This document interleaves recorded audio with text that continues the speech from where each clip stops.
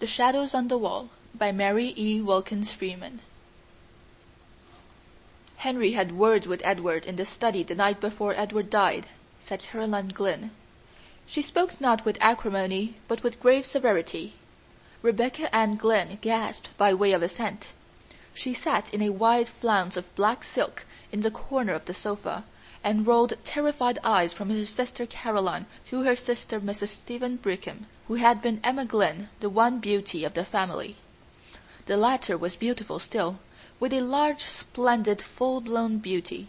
She filled a great rocking-chair with her superb bulk of femininity, and swayed gently back and forth, her black silks whispering and her black frills fluttering. Even the shock of death, for her brother Edward lay dead in the house, could not disturb her outward serenity of demeanour.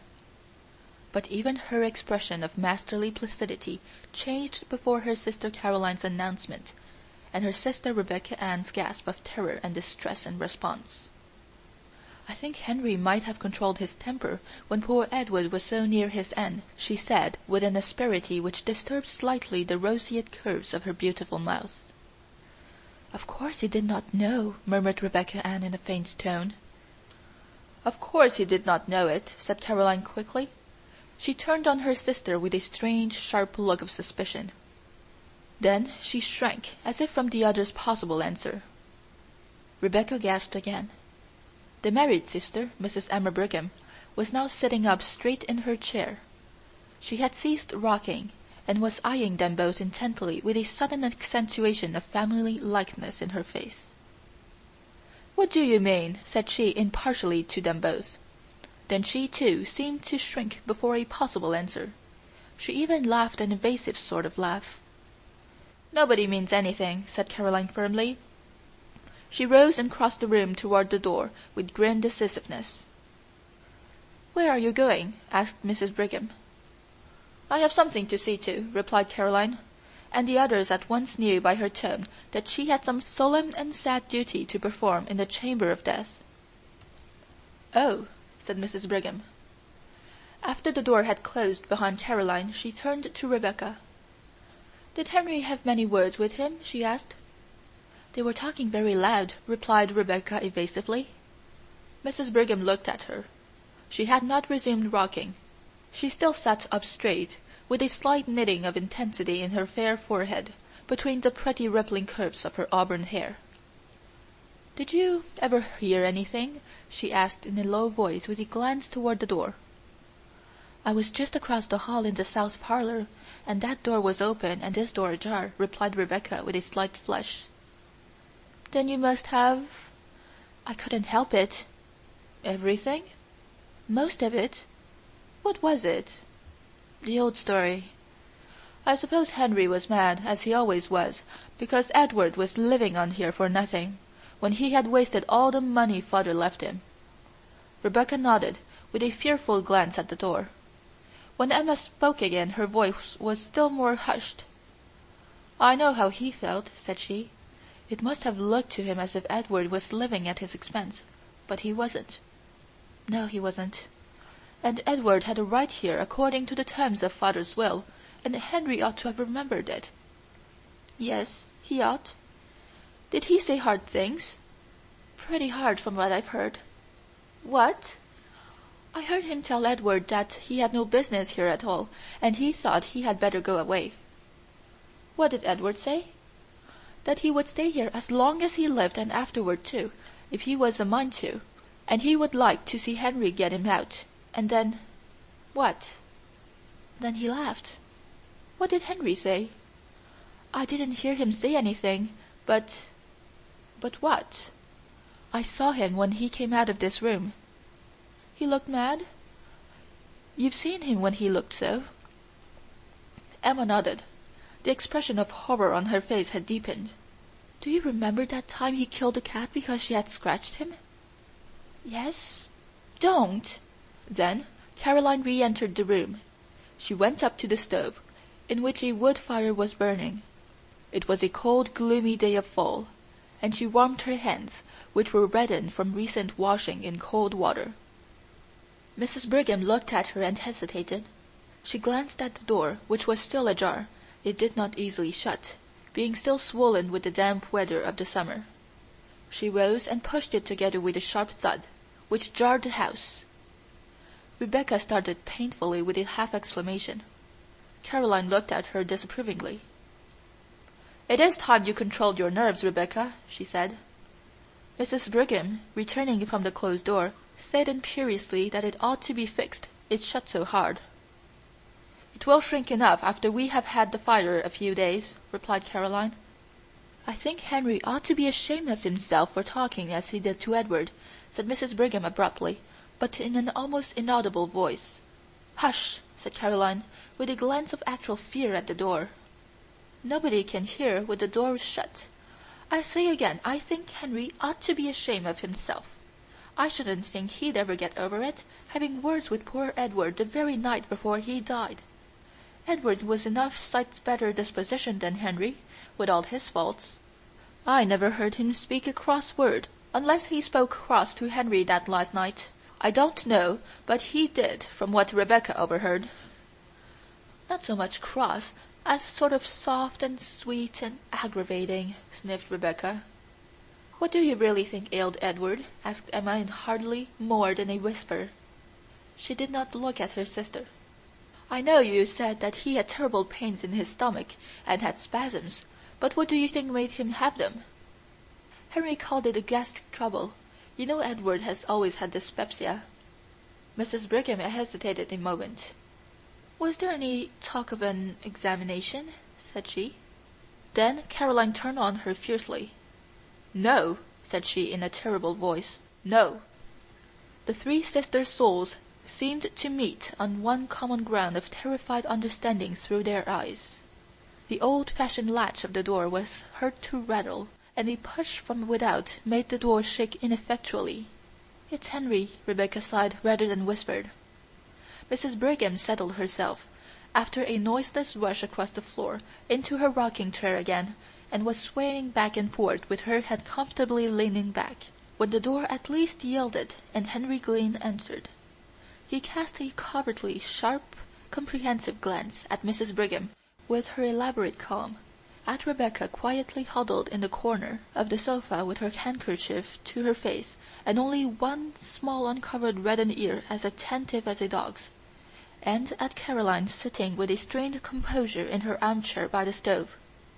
She met his eyes quite firmly with a look of inscrutable fear and defiance of the fear and of him. Henry Glynn looked more like this sister than the others. Both had the same hard delicacy of form and aquilinity of feature. They confronted each other with the pitiless immovability of two statues in whose marble lineaments emotions were fixed for all eternity. Then Henry Glynn smiled, and the smile transformed his face. He looked suddenly years younger, and an almost boyish recklessness appeared in his face. He flung himself into a chair with a gesture which was bewildering from its incongruity with his general appearance. He leaned his head back, flung one leg over the other, and looked laughingly at Mrs. Brigham. "I declare, Emma, you grow younger every year," he said. She flushed a little, and her placid mouth widened at the corners. She was susceptible to praise. "Our thoughts today ought to belong to the one of us who will never grow older," said Caroline in a hard voice. Henry looked at her, still smiling. "Of course, we none of us forget that," said he in a deep, gentle voice. "But we have to speak to the living, Caroline, and I have not seen Emma for a long time, and the living are as dear as the dead." "Not to me," said Caroline. She rose and went abruptly out of the room again. Rebecca also rose and hurried after her, sobbing loudly. Henry looked slowly after them. "Caroline is completely unstrung," said he. Mrs. Brigham rocked. A confidence in him inspired by his manner was stealing over her. Out of that confidence she spoke quite easily and naturally. "His death was very sudden," said she. Henry's eyelids quivered slightly, but his gaze was unswerving. "Yes," said he, "it was very sudden. He was sick only a few hours." "What did you call it?" "Gastric." "You did not think of an examination?" "There was no need. I am perfectly certain as to the cause of his death." Suddenly Mrs. Brigham felt a creep, as of some live horror over her very soul. Her flesh prickled with cold before an inflection of his voice. She rose, tottering on weak knees. "Where are you going?" asked Henry in a strange, breathless voice. Mrs. Brigham said something incoherent about some sewing which she had to do, some black for the funeral, and was out of the room. She went up to the front chamber, which she occupied. Caroline was there. She went close to her and took her hands, and the two sisters looked at each other. "Don't speak, don't. I won't have it," said Caroline finally, in an awful whisper. "I won't," replied Emma. That afternoon the three sisters were in the study. Mrs. Brigham was hemming some black material. At least she laid her work on her lap. "It's no use. I cannot see to sew another stitch unless we have light," said she. Caroline, who was writing some letters at the table, turned to Rebecca in her usual place on the sofa. "Rebecca, you had better get a lamp," she said. Rebecca started up. Even in the dusk her face showed her agitation.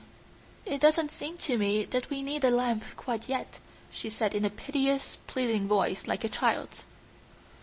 "Yes, we do," returned Mrs. Brigham peremptorily.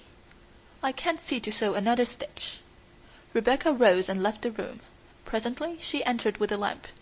She set it on the table, an old-fashioned card table which was placed against the opposite wall from the window. That opposite wall was taken up with 3 doors. One small space was occupied by the table. "What have you put that lamp over there for?" asked Mrs. Brigham, with more of impatience than her voice usually revealed.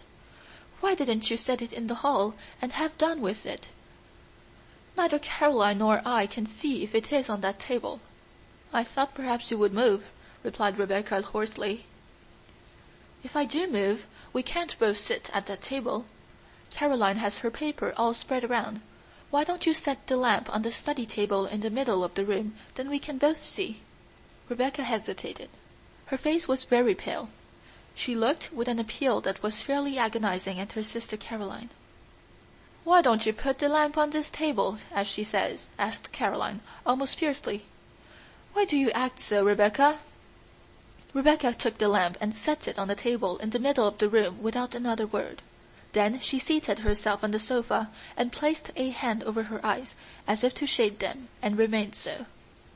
"Does the light hurt your eyes, and is that the reason why you don't want the lamp?" asked Mrs. Brigham kindly. "I always like to sit in the dark," replied Rebecca chokingly. Then she snatched her handkerchief hastily from her pocket and began to weep. Caroline continued to write. Mrs. Brigham to sew. Suddenly Mrs. Brigham, as she sewed, glanced at the opposite wall. The glance became a steady stare. She looked intently, her work suspended in her hands. Then she looked away again and took a few more stitches. Then she looked again, and again turned to her task. At last she laid her work in her lap and stared concentratedly. She looked from the wall round the room, taking note of the various objects. Then she turned to her sisters. "What is that?" said she. "What?" asked Caroline harshly. "That strange shadow on the wall," replied Mrs. Brigham. Rebecca sat with her face hidden. Caroline dipped her pen in the inkstand.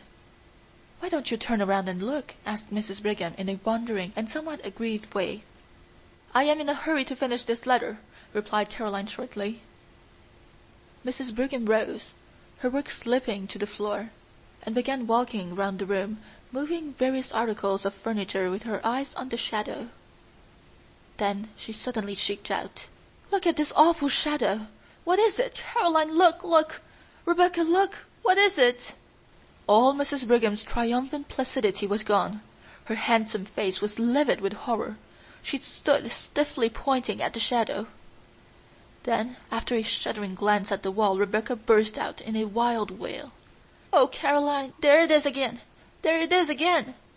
"Caroline Glynn, you look," said Mrs. Brigham. "Look! What is that dreadful shadow?" Caroline rose, turned, and stood confronting the wall. "How should I know?" she said. "It has been there every night since he died," cried Rebecca.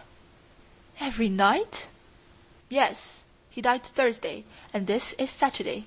That makes 3 nights, said Caroline rigidly. She stood as if holding her calm with a vise of concentrated will. It looks like, stammered Mrs. Brigham in a tone of intense horror. I know what it looks like well enough, said Caroline. I've got eyes in my head. It looks like Edward, burst out Rebecca in a sort of frenzy of fear. Only... Yes, it does, assented Mrs. Brigham, whose horror-stricken tone matched her sister's. Only... Oh, it is awful. What is it, Caroline? I ask you again, how should I know? Replied Caroline. I see it there like you. How should I know any more than you? It must be something in the room, said Mrs. Brigham, staring wildly around. We moved everything in the room the first night it came, said Rebecca. It is not anything in the room. Caroline turned upon her with a sort of fury. Of course it is something in the room, said she. How you act! What do you mean talking so? Of course it is something in the room. Of course it is, agreed Mrs. Brigham, looking at Caroline suspiciously. It must be something in the room. It is not anything in the room, repeated Rebecca with obstinate horror. The door opened suddenly, and Henry Glynn entered. He began to speak. Then his eyes followed the direction of the others. He stood, staring at the shadow on the wall. What is that? He demanded in a strange voice. It must be due to something in the room, said Mrs. Brigham faintly. Henry Glynn stood and stared a moment longer. His face showed a gamut of emotions. Horror, conviction, then furious incredulity. Suddenly he began hastening hither and thither about the room. He moved the furniture with fierce jerks, turning ever to see the effect upon the shadow on the wall. Not a line of its terrible outlines wavered. It must be something in the room, he declared in a voice which seemed to snap like a lash. His face changed. The inmost secrecy of his nature seemed evident upon his face, until one almost lost sight of his lineaments. Rebecca stood close to her sofa, regarding him with woeful, fascinated eyes. Mrs. Brigham clutched Caroline's hand. They both stood in a corner out of his way. For a few moments he raged about the room like a caged wild animal. He moved every piece of furniture. When the moving of a piece did not affect the shadow, he flung it to the floor. Then, suddenly, he desisted. He laughed. What an absurdity, he said easily. Such a to-do about a shadow. That's so, assented Mrs. Brigham in a scared voice which she tried to make natural. As she spoke, she lifted a chair near her. I think you have broken the chair that Edward was fond of, said Caroline. Terror and wrath were struggling for expression on her face. Her mouth was set, her eyes shrinking. Henry lifted the chair with a show of anxiety. Just as good as ever, he said pleasantly. He laughed again, looking at his sisters. Did I scare you? He said. I should think you might be used to me by this time. You know my way of wanting to leap to the bottom of a mystery, and that shadow does look queer, and I thought if there was any way of accounting for it, I would like to do without any delay. You don't seem to have succeeded, remarked Caroline dryly, with a slight glance at the wall. Henry's eyes followed hers, and he quivered perceptibly. Oh, there is no accounting for shadows, he said, and he laughed again. A man is a fool to try to account for shadows. Then the supper bell rang, and they all left the room, but Henry kept his back to the wall, as did indeed the others. Henry led the way with an alert motion like a boy. Rebecca brought up the rear. She could scarcely walk, her knees trembled so. I can't sit in that room again this evening, she whispered to Caroline after supper. Very well, we will sit in the south room, replied Caroline. I think we will sit in the south parlour, she said aloud. It isn't as damp as the study, and I have a cold. So they all sat in the south room with their sewing. Henry read the newspaper, his chair drawn close to the lamp on the table. About 9 o'clock he rose abruptly and crossed the hall to the study. The three sisters looked at one another. Mrs. Brigham rose, folded her rustling skirts compactly around her, and began tiptoeing toward the door. "What are you going to do?" inquired Rebecca agitatedly. "I am going to see what he is about," replied Mrs. Brigham cautiously. As she spoke, she pointed to the study door across the hall. It was ajar. Henry had striven to pull it together behind him, but it had somehow swollen beyond the limit with curious speed. It was still ajar, and a streak of light showed from top to bottom. Mrs. Brigham folded her skirts so tightly that her bulk with its swelling curves was revealed in a black silk sheet, and she went with a slow toddle across the hall to the study door. She stood there, her eye at the crack. In the south room Rebecca stopped sewing, and sat watching with dilated eyes. Caroline sewed steadily. What Mrs. Brigham, standing at the crack in the study door, saw was this. Henry Glynn, evidently reasoning that the source of the strange shadow must be between the table on which the lamp stood and the wall, was making systematic passes and thrusts with an old sword which had belonged to his father all over and through the intervening space. Not an inch was left unpierced. He seemed to have divided the space into mathematical sections. He brandished the sword with a sort of cold fury and calculation. The blade gave out flashes of light. The shadow remained unmoved. Mrs. Brigham, watching, felt herself cold with horror. Finally Henry ceased, and stood with the sword in hand, and raised as if to strike, surveying the shadow on the wall threateningly. Mrs. Brigham toddled back across the hall, and shut the south room door behind her before she related what she had seen. "He looks like a demon," she said again. "Have you got any of that old wine in the house, Caroline? I don't feel as if I could stand much more." "Yes, there's plenty," said Caroline. "You can have some when you go to bed." "I think we all had better take some," said Mrs. Brigham. "Oh, Caroline, what—" "Don't ask, don't speak," said Caroline. "No, I'm not going to," replied Mrs. Brigham, "but—" Soon the three sisters went to their chambers, and the south parlor was deserted. Caroline called to Henry in the study to put out the light before he came upstairs. They had been gone about an hour when he came into the room bringing the lamp which had stood in the study. He set it on the table, and waited a few minutes, pacing up and down. His face was terrible, his fair complexion showed livid, and his blue eyes seemed dark blanks of awful reflections. Then he took up the lamp and returned to the library. He set the lamp on the centre table, and a shadow sprang out on the wall. Again he studied the furniture and moved it about, but deliberately, with none of his former frenzy. Nothing affected the shadow. Then he returned to the south room with the lamp, and again waited. Again he returned to the study and placed the lamp on the table, and the shadow sprang out upon the wall. It was midnight before he went upstairs. Mrs. Brigham and the other sisters, who could not sleep, heard him. The next day was the funeral. That evening the family sat in the south room. Some relatives were with them. Nobody entered the study until Henry carried a lamp in there, after the others had retired for the night. He saw again the shadow on the wall leapt to an awful life before the light. The next morning at breakfast Henry Glynn announced that he had to go to the city for 3 days. The sister looked at him with surprise. He very seldom left the house, and just now his practice had been neglected on account of Edward's death. "How can you leave your patients now?" asked Mrs. Brigham wonderingly. "I don't know how to, but there is no other way," replied Henry easily. "I have had a telegram from Dr. Mitford." "Consultation?" inquired Mrs. Brigham. "I have business," replied Henry. Dr. Mitford was an old classmate of his, who lived in a neighboring city, and who occasionally called upon him in the case of a consultation. After he had gone, Mrs. Brigham said to Caroline that, after all, Henry had not said that he was going to consult with Dr. Mitford, and she thought it very strange. "Everything is very strange," said Rebecca with a shudder. "What do you mean?" inquired Caroline.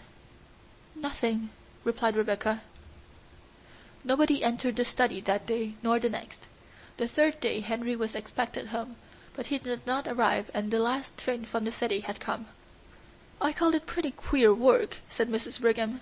"The idea of a doctor leaving his patients at such a time as this. And the idea of a consultation lasting 3 days! There is no sense in it, and now he has not come. I don't understand it, for my part." "I don't either," said Rebecca. They were all in the south parlor. There was no light in the study. The door was ajar. Presently Mrs. Brigham rose. She could not have told why. Something seemed to impel her, some will outside her own. She went out of the room, again wrapping her rustling skirts around her that she might pass noiselessly, and began pushing at the swollen door of the study. "She has not got any lamp," said Rebecca in a shaking voice. Caroline, who was writing letters, rose again, took the only remaining lamp in the room, and followed her sister. Rebecca had risen, but she stood trembling, not venturing to follow. The door-bell rang, but the others did not hear it. It was on the south door, on the other side of the house from the study. Rebecca, after hesitating until the bell rang the second time, went to the door. She remembered that the servants were out. Caroline and her sister Emma entered the study. Caroline set the lamp on the table. They looked at the wall, and there were 2 shadows. The sisters stood clutching each other, staring at the awful things on the wall. Then Rebecca came in, staggering, with a telegram in her hand. "Here is a telegram," she gasped. "Henry is dead." End of The Shadow on the Wall. End of Section 2 of Famous Modern Ghost Stories.